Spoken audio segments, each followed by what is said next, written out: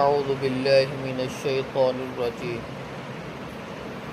بسم اللہ الرحمن الرحیم وَاذْكُرْ عِبَادَنَا إِبْرَاهِيمَ وَإِسْحَاقَ وَيَعْقُوبَ، اور ذکر کیجئے ہمارے بندوں ابراہیم علیہ السلام اور اسحاق علیہ السلام اور یعقوب علیہ السلام کا، اولو الایدی والابصار، طاقت والے بھی تھے اور بصیرت والے بھی تھے۔ انا خلصناہم بخالصۃ ذکر الدار، ہم نے ان کو چن لیا آخرت کے گھر کے ذکر کے لیے۔ وَإِنَّهُمْ عِنْدَنَا لَمِنَ الْمُصْطَفَيْنَ الْأَخْيَارِ، بے شک وہ ہمارے ہاں چنے ہوئے ہیں اور بہتر ہیں۔ وَاذْكُرْ إِسْمَاعِيلَ وَالْيَسَعَ وَذَا الْكِفْلِ، اور یاد کیجئے، ذکر کیجئے اسماعیل علیہ السلام کو، یاسع کو اور ذا الکفل کو۔ وَكُلٌّ مِّنَ الْأَخْيَارِ، یہ سارے کے سارے بہترین لوگ تھے۔ ھذا ذکر، یہ ذکر ہے۔ وَإِنَّ لِلْمُتَّقِينَ لَحُسْنَ مآب، بے شک متقین کے لیے اچھا ٹھکانہ۔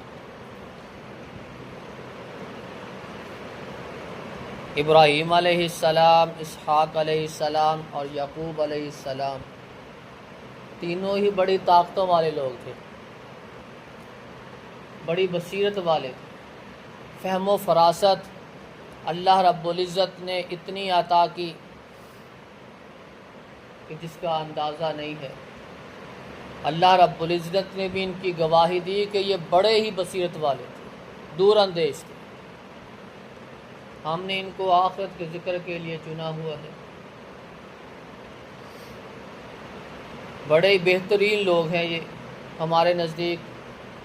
اسماعیل والیسع وذا الکفل، اسماعیل علیہ السلام یہ بھی ابراہیم علیہ السلام کے بیٹے ہیں۔ والیسع یہ بھی نبی تھے۔ وذا الکفل، اس کے بارے میں کچھ موقف ہیں، کچھ کہتے ہیں کہ یہ نیک آدمی تھے بہت زیادہ، اللہ رب العزت نے اس لیے ان کا نام ان کے ساتھ لکھ دیا۔ امام ابن کثیر رحمہ اللہ کہتے ہیں کہ جب ان کا نام نبیوں کے ساتھ آیا ہے تو یہ نبی ہی ہے، یہاں شک کی گنجائش نہیں۔